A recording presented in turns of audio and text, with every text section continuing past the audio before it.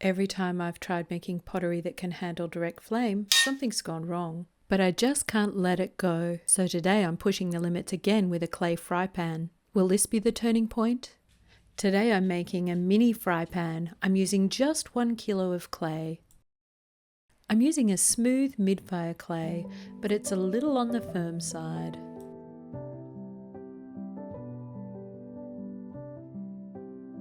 I center the clay.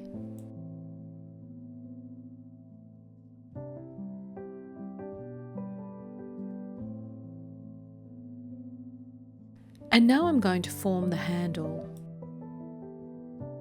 So I bring up around 200 grams of the clay into a tall cylinder. I'm throwing the handle off the hump.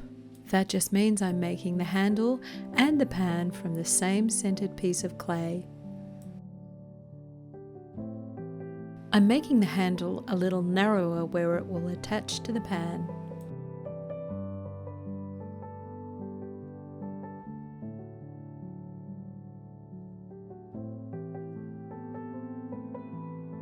So I shape and smooth the handle.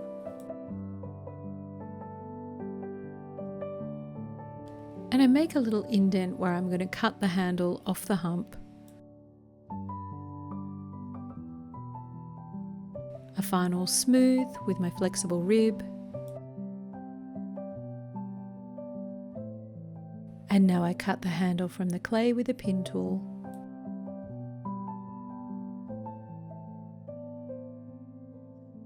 Now I'm ready to make the pan. The clay is still centered, so I flatten the top of the clay. I push down into the clay and open out.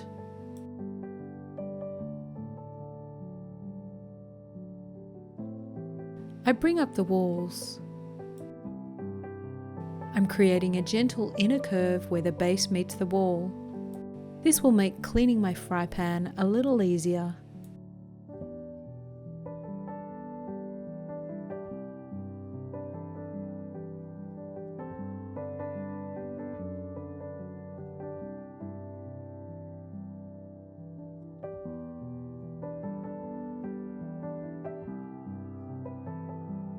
I keep the rim a little thicker.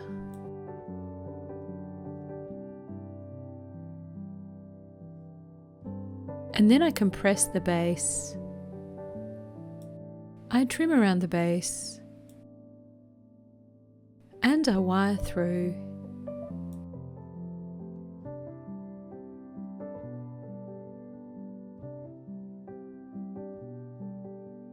And then I set the two pieces aside to dry to leather hard.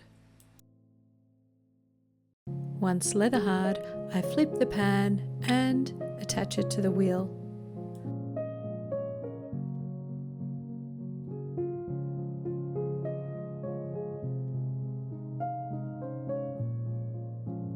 I trim around the base.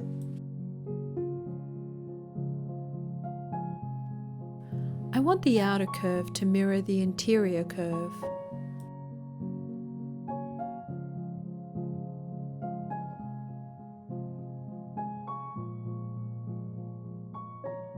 And then I trim across the base.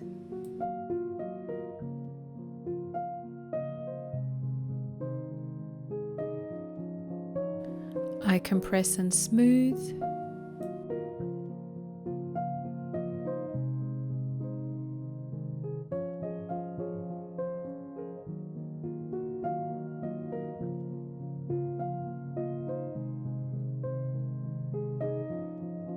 And now it's time to attach the handle. I start by hollowing the handle.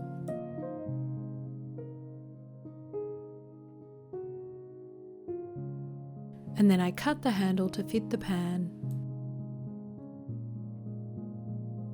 I mark out on the pan where I'm going to attach the handle.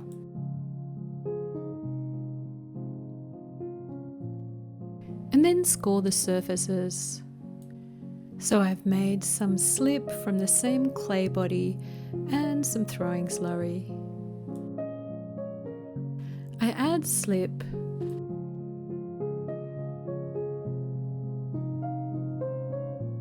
and then I push together to join. I add a coil of clay.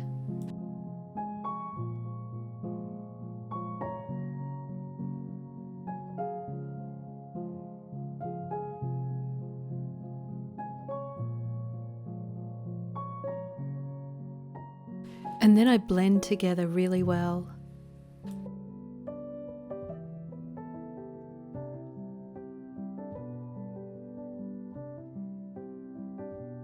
Then I'll cover and set aside to dry. Because my fry pan won't be glazed, I once fire to 1200 degrees Celsius. Now, before use, I want to season my fry pan. First of all, I give the fry pan a little bit of a wash and a soak. And then when dry, I brush with oil. Then I pop it into an oven and slowly heat. I leave it in the oven for a couple of hours. And my fry pan is ready to use. I place my fry pan on a medium heat. And I add some oil.